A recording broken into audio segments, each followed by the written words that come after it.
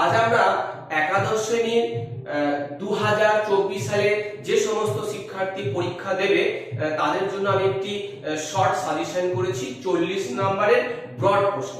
তোমরা শুধু একটু এই ক্লাসটাকে ফলো করো, এখান থেকেই তোমরা মোটামুটি ব্রড প্রশ্নের কমন পেয়ে যাবে।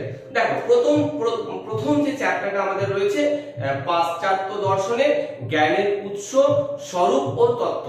এই চ্যাপ্টার থেকে যে প্রশ্নটা অত্যন্ত গুরুত্বপূর্ণ, 1 নাম্বার হচ্ছে জ্ঞানের উৎস ও স্বরূপ সম্পর্কে ডেকার্তের বক্তব্য আলোচনা করো। এটা হলো 1 নম্বর প্রশ্ন। 2 নম্বর প্রশ্ন হচ্ছে এই চ্যাপ্টার থেকে আরো একটা গুরুত্বপূর্ণ প্রশ্ন, যেটা হচ্ছে জানা শব্দের বিভিন্ন অর্থ উদাহরণ সহ ব্যাখ্যা করো। আর একটা প্রশ্ন দিয়ে দিচ্ছি আমি এই চ্যাপ্টার থেকে, টিকা লেখো সংশ্লেষক বিশ্লেষক আর পরোপসাধ্য পূর্বোপসাধ্য। এই তিনটে প্রশ্ন এই চ্যাপ্টার থেকে অত্যন্ত গুরুত্বপূর্ণ এবং ইম্পর্টেন্ট। পরের চ্যাপ্টারে চলে যাচ্ছি আমি কার্যকারণ তত্ত্ব। এই কার্যকারণ তত্ত্ব থেকে আমি বেশি না 2টো প্রশ্ন তোমাদের বলে দিচ্ছি। 1, হিউম কেন কারণ ও কার্যের আবশ্যিক সম্বন্ধ স্বীকার করেনি? ভালো করে শুনে নাও, হিউম কেন কারণ ও কার্যের মধ্যেকার আবশ্যিক সম্বন্ধ স্বীকার করেনি? এই মতবাদ কি গ্রহণযোগ্য? এইটা একটা 8 নম্বরের প্রশ্ন। একই সাথে কার্য কারণ বিষয়ে প্রসক্তি সম্বন্ধ আলোচনা করো, 2 নম্বর প্রশ্ন। এই দুটো প্রশ্ন এই চ্যাপ্টার থেকে অত্যন্ত গুরুত্বপূর্ণ। এর পরের যে প্রশ্নটা আমি চ্যাপ্টারটা আসছি, ওটা হচ্ছে বস্তুবাদ ও ভাববাদ। দেখো, বস্তুবাদ ভাববাদ থেকে তোমরা যে প্রশ্নগুলো করবে আমি আরো একবার বলে দিচ্ছি। 1, লৌকিক বস্তুবাদ বলতে কি বোঝায়? লৌকিক বস্তুবাদ বলতে কি বোঝায়? জিজ্ঞাসা চিহ্ন। এই বক্তব্য সমালোচনা সহ ব্যাখ্যা করো। এই বক্তব্য সমালোচনা সহ ব্যাখ্যা করো। এটা হলো একটা প্রশ্ন। আরো একটা প্রশ্ন বলে দিচ্ছি আমি এই চ্যাপ্টার থেকে, লক মুখ্য গুণ ও গৌণ গুণের পার্থক্য করেছেন তা আলোচনা করো। লক মুখ্য গুণ ও গৌণ গুণের পার্থক্য করেছেন তা আলোচনা করো।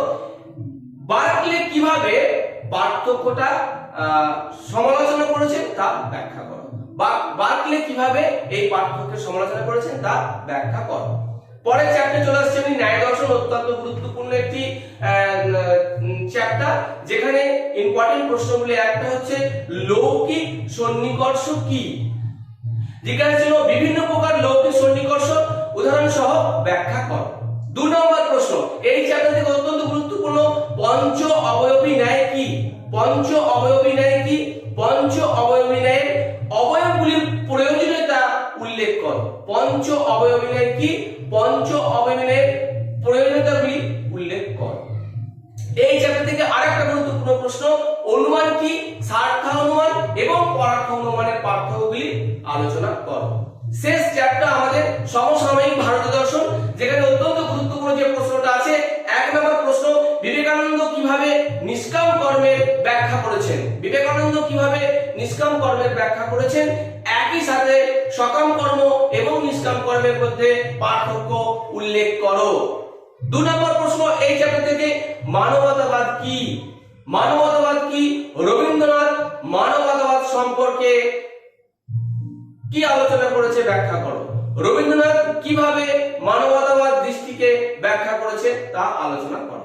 এই গেল তোমাদের 40 নম্বরের বড় প্রশ্ন। এই প্রশ্নগুলি মোটামুটি তোমরা করে রাখো। অলরেডি তোমরা এগুলোই হয়তো তোমাদের রেডি আছে, আর একবার তোমরা এই প্রশ্নগুলোকে দেখে নাও।